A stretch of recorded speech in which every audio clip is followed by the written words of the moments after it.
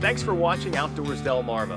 I'm Mike Parker, back here at the Redden State Forest headquarters in Sussex County, Delaware this week, where I guess we can say this is part 2, showing you 2 different research projects happening in cooperation between DNREC and the University of Delaware. Of course, last week we showed you a study happening on white-tailed deer, where the deer are captured, tagged, collared, and then tracked with radio telemetry. Really interesting stuff. But this week we're going to tell you about another research project involving some birds. Yes, the wild turkeys. And this time around, we didn't have to travel very far from this spot, only a few hundred yards into the woods, to find evidence that Delaware's population is thriving. Yes, we'll be using, this is our telemetry receivers, a little bit different than the deer stuff. The wild turkey is a curious bird, so for the casual observer, you would find some curious methods for studying it. During this time of the year, we're able to go into the nest, actually see the birds, see how many eggs they're laying, and where they're nesting at. And it's the neat part by seeing what habitat they're using and where they're using it.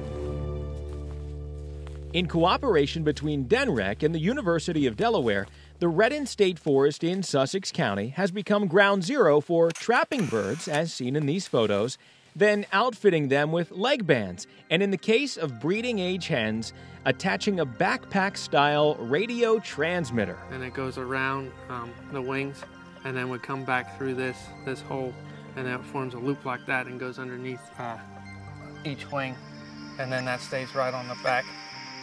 Over the course of spring and early summer, graduate and undergrad student researchers will use the radio signals to locate birds and their nests, like this freshly hatched one, which we were able to get extremely close to. And then this corresponds to a specific hen, and then we're able to put this on a map. Finding out where they're nesting, what the nest success is, and what the survival of these hens are on a seasonal and annual basis. And also attempt to get some estimates of movements of these birds, what we call home range, and how that may differ amongst different seasonal periods.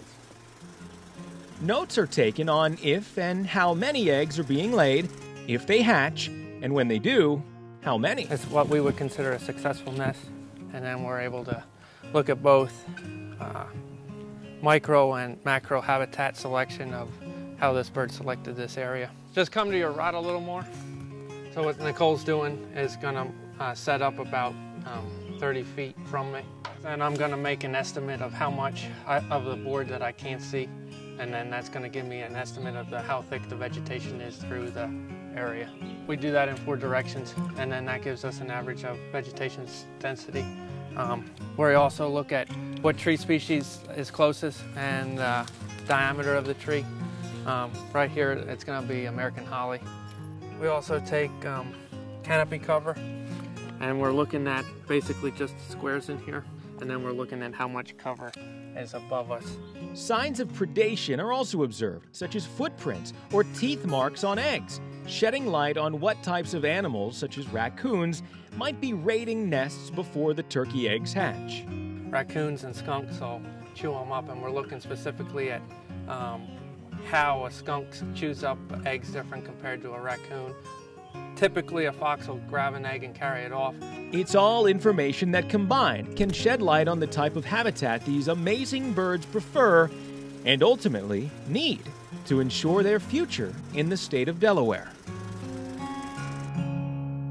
Now, obviously, there is plenty to follow up on when it comes to these wildlife research projects happening here around Redden State Forest in Sussex County. To learn a little bit more about this cooperative effort between DNREC and the University of Delaware, just go to outdoorsdelmarva.com.